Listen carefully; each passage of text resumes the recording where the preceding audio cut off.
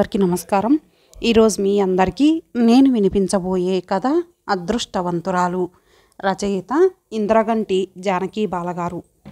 కథలోకి వెళ్ళే ముందుగా మీ అందరికీ నాదొక చిన్న విన్నపం. ఈ కథ మీ అందరికీ నచ్చినట్లయితే తప్పకుండా షేర్ చేయండి, లైక్ చేయండి, సబ్స్క్రైబ్ చేయండి. ఇక కథలోకి వెళితే 3 రోజులుగా ఎండలు మరీ ముదిరిపోయాయి. మంగళంలో వేయించినట్లు మనుషులు వేగిపోతున్నారు. వయసు మళ్ళిన ముసలి వాళ్ళు ప్రాణాలు కడంటిపోయి విలవిల్లాడిపోతున్నారు. కావలసిన వాళ్ళుండి కావలసినంత డబ్బు ఉన్నవాళ్ళు ఆపసోపాలు పడుతున్నా క్షేమంగా రోజులు గడిపేస్తున్నారు. పొద్దుట నుండి మూసిన కన్ను తెరవలేదు తులసమ్మ. ఆమె లేచిందా లేదా, వాకిలి తలుపులు తెరిచిందా లేదా అని పట్టించుకునే దగ్గర వాళ్ళెవ్వరూ ఆమెకు లేరు. ఆ రోజు తులసమ్మ మగతగా పడుకొని ఉంది. అది పూర్తి నిద్ర కాదు, మెలకువ కాదు. ఎప్పటివో జ్ఞాపకాలు, ఏనాటివో అనుభూతులు దారాలు దారాలుగా చిక్కులుబడి ఊగుతున్నాయి. తులసి, నువ్వు అదృష్టవంతురాలివే. నీ అదృష్టం వల్లనే ఈ సంబంధం కుదిరింది. బోలెడంత ఆస్తి, పెద్ద ఇల్లు, వాకిలి, పనివాళ్ళు, పాలేర్లు. జాగ్రత్తగా మసలుకో. లేనిపోని ఆలోచనలు పెట్టుకోకు. కడుపు నిండా తిండి, కంటి నిండా నిద్ర, ఒంటి నిండా బట్ట, ఇవే మనిషికి ముఖ్యం. 76 ఏండ్ల ముసలి తులసమ్మ చెవిలో ఎప్పటివో మాటలు మళ్ళీ ఈరోజు స్పష్టంగా ఆమె కుక్కి మంచంలో మరో పక్కకు ఒత్తిగిలి పడుకుంది. అదృష్టం అనే మాటకి ఆమెకి ఆనాడు ఈనాడు అర్థం తెలియలేదు. అదృష్టం అంటే ఏమిటి? ఏమో. ఆమె ఏ అదృష్టం కోసం ఎదురు చూడటం లేదు. రావులమ్మ వచ్చి 4 రోజులైంది. కొనుక్కున్న కిలో బియ్యం అయిపోయాయి. ఓపికున్నా లేకపోయినా ఇంత ఉడకేసుకొని తినక తప్పటం లేదు. చచ్చిపోయే వరకు బ్రతకక తప్పటం లేదు. బలవంతంగా కళ్ళు తెరిచి చూసింది. మూసిన కిటికీ రెక్కల సందుల్లోంచి ఎండ మెరుస్తోంది. బలమంతా కూడదీసుకొని లేచి గది తలుపు గడియ తీసి తూలుతూ మళ్ళీ మంచంలో కూలబడింది. గుమ్మంలో కరివేప చెట్టు మందంగా గాలికి కదిలింది. కిర్రుమని తలుపులు వాటికవే తెరచుకున్నాయి. తులసమ్మ లోపల ఆలోచిస్తోంది. విషాదంగా నవ్వుకుంటోంది. గుడ్డిలో మెల్ల తన అదృష్టం అంటే ఈ కరివేప చెట్టే. కడుపారా కనిపించిన బిడ్డ తనకి దక్కి తనని పోషించకపోయినా చేతులారా నాటి నీళ్లు పోసి కంటికి రెప్పలా కాపాడుకున్న ఈ చెట్టు ఇప్పుడు తనకి గుప్పెడు మెతుకులు పెడుతోంది. ఈరోజు తులసమ్మకేం బాగోలేదు. చచ్చిపోతానేమోననే ఊహ ఆమెకి భయం కలిగించటం లేదు. ఊరటగా ఉంది. ఎప్పుడో 16 ఏండ్ల పిల్లగా ఆ ఇంట్లో అడుగు పెడుతున్న సమయంలో మేనత్త అన్న మాటలు మళ్ళీ మళ్ళీ గుర్తుకొస్తున్నాయి. తను అదృష్టవంతురాలు అనుకున్న మేనత్త తన అదృష్టం చూడకుండానే కన్ను మూసింది. తులసమ్మకి గతించిన బతుకు బొమ్మల పటాలు కళ్ళ ముందు కదులుతున్నాయి. 7 మగపిల్లల తర్వాత 8వ పిల్ల తులసి. ఆ తర్వాత మరో 3 ఆడపిల్లల్ని కని ఆఖరి పిల్లని కంటూ పురిట్లోనే చచ్చిపోయింది తల్లి. అప్పటికి తులసి 10 ఏండ్ల పిల్ల. ఇంటి నిండా పిల్లలు. పండే గింజలు పట్టుమని 25 బస్తాలు లేవు.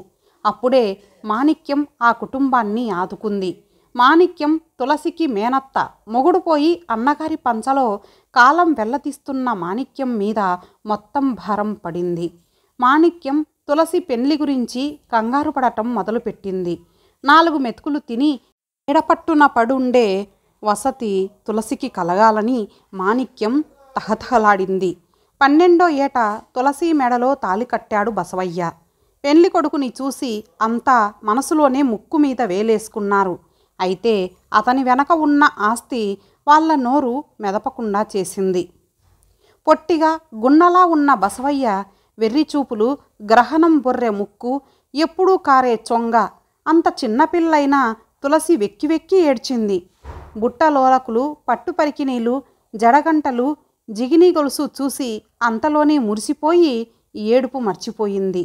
15 ఏండ్లు నిండే వరకు తులసి పెద్ద మనిషి కాకపోయేసరికి అత్తవారికి అనుమానం వచ్చింది. అత్తగారి తమ్ముడు నరహరి ఇంటి మీదకొచ్చి నానా మాటలు అన్నాడు. మాణిక్యం అతని కాళ్ళు పట్టుకుంది. పిల్లని చూపించి తామబద్ధమాడటం లేదని మొత్తుకుంది. అబద్ధం ఆడారంటే అర నిమిషంలో ఆడ డాక్టర్ని తీసుకొచ్చి పరీక్ష చేయించి అల్లరి చేస్తానని బెదిరించి వెళ్ళిపోయాడు నరహరి. అప్పటికే జ్ఞానం తెలిసిన తులసి మనసులో కుల్లి కుల్లి ఏడ్చింది. మరొక నెల రోజులకి అందరి మనసులు తెరపిన పడ్డాయి. ఘనంగా సంబరం జరిపించారు అత్తారు. వారు ఆర్భాటంగా సారెలు చీరలు తెచ్చారు, నగలు పెట్టారు.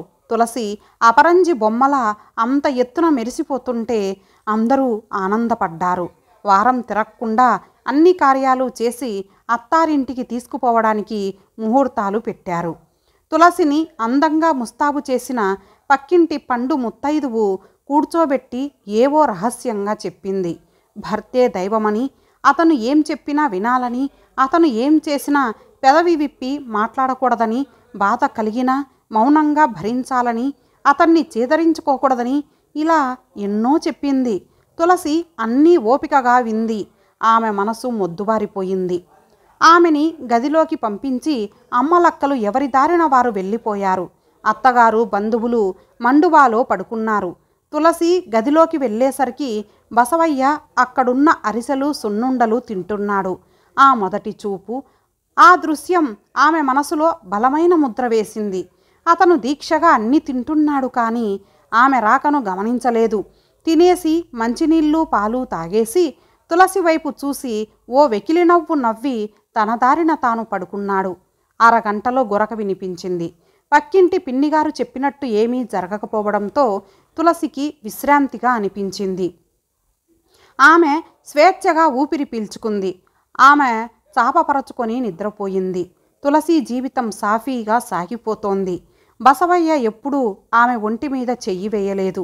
అతనికి తెలిసినవి రెండే విషయాలు: ఒకటి తిండి, రెండు నిద్ర. తులసికి విశ్రాంతిగా భోజనం చేయడం, కంటి నిండా నిద్రపోవడం దినచర్య అయిపోయింది. ఒంటి నిండా నగలు పెట్టుకోవడం, పట్టుచీరలు కట్టుకోవడం అలవాటుగా మారిపోయింది. అప్పుడప్పుడు వచ్చిన పుట్టింటి వారు తులసి అదృష్టాన్ని 1000 కళ్ళతో చూసి ఆనందించి వెళ్ళిపోయేవారు. వారి దృష్టిలో ఆమె ఎంతో అదృష్టవంతురాలు. అంతా కలిసి ఆ పెద్ద ఇంట్లో 6 మనుషులు: తులసి, బసవయ్య, అత్తగారు, వంట మనిషి, పని మనిషి, పాలేరు. అందరూ తులసికి అడుగులకి మడుగులొత్తేవారే. ఆ ఇంటికి ఆమె మకుటం లేని మహారాణి. ఆ రోజు కనుచీకటి పడే వేళ 10 ఏండ్ల రావులమ్మ కరివేప మొక్క తెచ్చింది. అమ్మగారు కావాలన్నారంటగా, ఇదిగో తెచ్చా అంటూ. ఆ రావులమ్మకి తులసి అంటే వల్లమాలిన మోజు. తులసి ఆ మొక్కకి తనే బోదె తవ్వి జాగ్రత్తగా నాటింది, నీళ్లు పోసింది. ఆమె అలా దొడ్డి నిండా ఎన్నో మొక్కలు నాటింది. రోజు నీళ్లు పోస్తూనే ఉంటుంది. మట్టి చేతులు కడుక్కుంటూ ఉంటే గుమ్మంలో బండి ఆగింది. తులసి ఆశగా అటు చూసింది. ఆమె ఆశ ఒక్కటే, అది తన పుట్టింటి వారెవరైనా తనని చూడటానికి వస్తారేమోనని. కానీ ఆమె ఆశ నిరాశే అయ్యింది. బండి దిగిన వారెవరో. అయితే బండి దిగిన ఆజానుబాహుడు తులసిని చూసి అవాక్కై అక్కడే నిలబడిపోయాడు. ఆ వేళ పూర్ణిమ పలచగా అప్పటికే వెన్నెల పరుచుకుంది. ఆ వెలుగులో వెన్నెల బొమ్మ కదిలినట్లు భ్రమ కలిగించింది అతనికి. అతను తన వంకే కన్నార్పకుండా చూడటంతో తులసి గుండె జల్లుమంది. ఒక్క పరుగున ఇంట్లోకి దూరింది. అప్పుడే బయటకొచ్చిన అత్తగారు గుమ్మంలో తమ్ముణ్ణి చూసి, ఎవరు? నరహరి నువ్వా? ఎప్పుడు రావడం? అంతా బాగున్నారా అంది.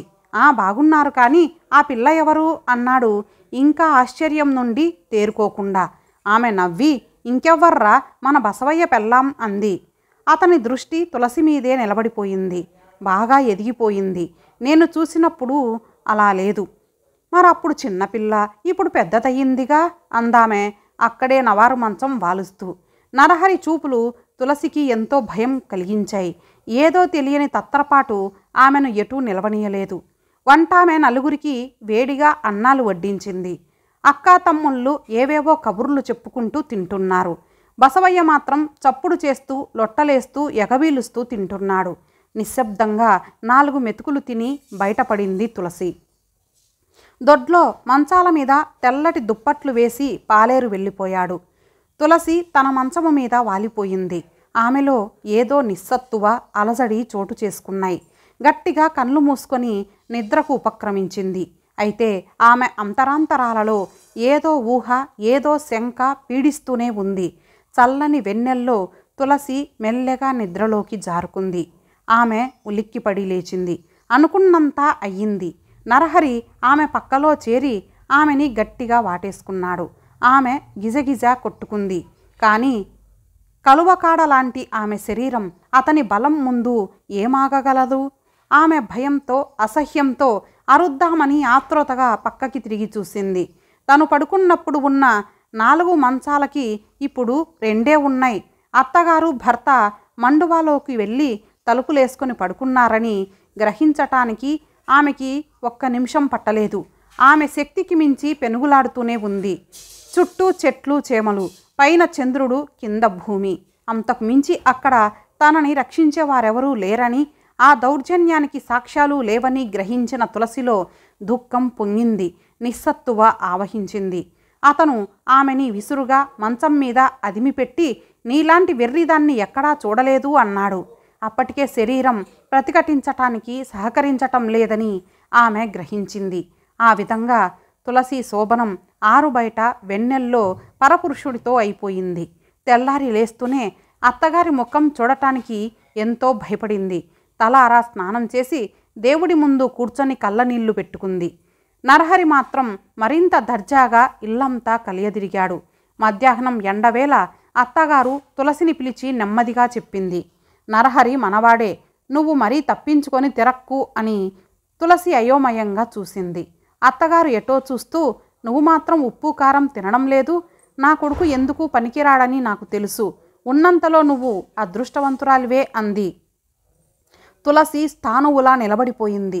అప్పటికే భార్య, 3 పిల్లలు ఉన్న నరహరి తులసితో వైభవంగా 3 రాత్రులు గడిపేసి అక్కడ నుండి కదిలాడు.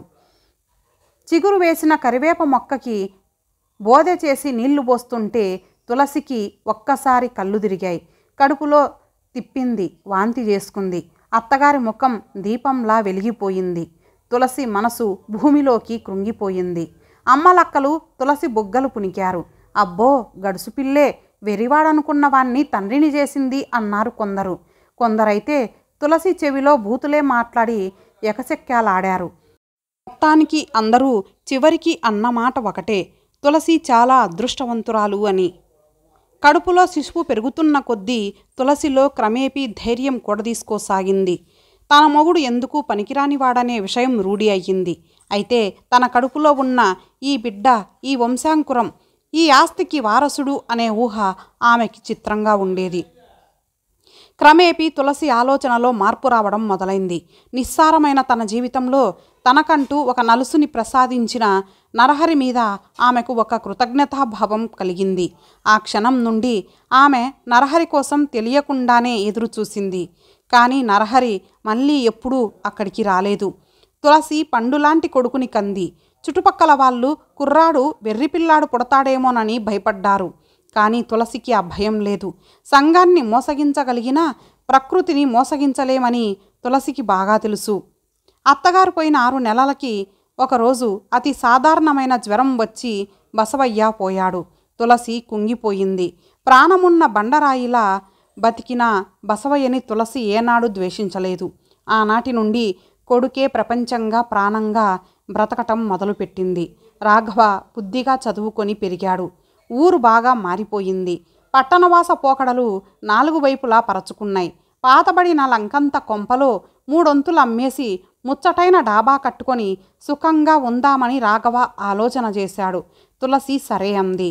తాతల నాటి ఆస్తి అమ్మకానికి ఎక్కడెక్కడ సంతకాలు కావలసినా అక్కడక్కడ పెట్టి సర్వ హక్కులతో కొడుక్కి రాసేసింది తులసమ్మ. రాఘవ తల్లిని పువ్వుల్లో పెట్టి చూసుకుంటున్నాడు. అందమైన కళ్యాణిని కోడలుగా తెచ్చుకుంది తులసమ్మ. రాఘవ పెళ్ళై 20 రోజులైంది. ఆ రోజు ఎద్దు కుమ్మేసిన కొడుకుని ఊరు వాళ్ళు ఇల్లు చేరిస్తే తులసి కొయ్యబారిపోయింది. మతిలేని దానిలా మంచం పట్టి ఉన్న తులసమ్మకి పిడుగులాంటి వార్త తెలిసింది. రాఘవ పేరున ఉన్న ఆస్తి మొత్తం కోడలు కళ్యాణికే చెందుతుందని తెలిసి మరీ పిచ్చిదయింది. కొడుకు ఇష్టానికి అన్ని సంతకాలు పెట్టేసింది. అందుకని ఆమెకు ఆ ఆస్తి మీద హక్కేమీ లేదు. ఆ తర్వాత కోడలు కళ్యాణి అత్తగారి కంట మరి పడలేదు. సమస్తము ఆమె అన్నగారే నిర్వహించాడు. ఊర్లో పెద్ద మనుషులు కలగజేసుకొని ఉత్తరం వైపు గుమ్మానికి ఆనుకున్న 20 చదరపు అడుగుల స్థలంలో 10 అడుగుల పెంకుల వాసర ఆమె తలదాచుకునేందుకు నిర్ణయించారు. ఆ మిగిలిన 10 అడుగుల స్థలంలో ఈ కరివేప చెట్టు దక్కింది. క్షణాల మీద సామానంతా అన్యాయంగా తరలించుకొని కొంప అమ్మేసి డబ్బు చేసుకొని కోడలు తరపు వాళ్ళు వెళ్ళిపోతుంటే తులసమ్మకి బాధేం తెలియలేదు. రాయిలా ఉండిపోయింది. ప్రాణంలో ప్రాణంగా మసలిన కొడుకు పోవడమే ఆమెకి అర్థమైన విషయం. అప్పుడు రావులమ్మ అంది, ఈ కాస్త జాగాలోనైనా నీకు ఈ కరివేప చెట్టు రావడం నీ అదృష్టం. దీని ఆకు 3 రోజులకొకసారి అమ్మినా 5 రూపాయలు వస్తాయి. ఉన్నంతలో నువ్వు అదృష్టవంతురాలవే. తులసమ్మకి మగత కమ్మేసింది. లేవాలని ఉంది, లేచే ఓపిక లేదు. తనకేం జరుగుతుందో తెలియదు. కానీ ఏనాటివో జ్ఞాపకాల చక్రం గిర్రున తిరుగుతోంది. తులసమ్మకి ఎక్కిళ్ళు మొదలయ్యాయి. ఇంట్లో ఎవ్వరూ లేరు. మీదకొచ్చి ఎద్దు కొమ్ములతో కొడుకుని కుమ్మేస్తున్న దృశ్యం ఆమె కళ్ళ ముందు కదిలి కదిలి నిలిచిపోయింది. అప్పుడే రావులమ్మ తలుపు తోసుకొని లోపలికొచ్చింది. తులసమ్మని పిలిచి ఆమె పలకకపోయేసరికి దగ్గరకొచ్చి చూసింది. గజగజలాడిపోయింది. ఏడుపు గుండెలో గుబగుబలాడిపోయింది. బయటకు పరిగెత్తి నలుగురినీ పిలిచింది. అక్కడే ఉన్న టీ కుర్రాడు పరిగెట్టుకొచ్చి, ఈ మామ్మగారు ఎంత అదృష్టవంతురాలో, అరగంట క్రితం నా దగ్గర టీ కూడా తాగింది, భలే సులువుగా పోయింది ప్రాణం అన్నాడు ఆరిందాల. తులసమ్మ అడుగు బడుగు అదృష్టం అందరూ పొగిడినవారే. ఆ అదృష్టం అనే అగాధంలో ఎంత విషాదం. ఇంతటితో ఈ కథ సమాప్తం. మరలా మరొక మంచి కథతో కలుద్దాం. అంతవరకు సెలవు. నమస్తే.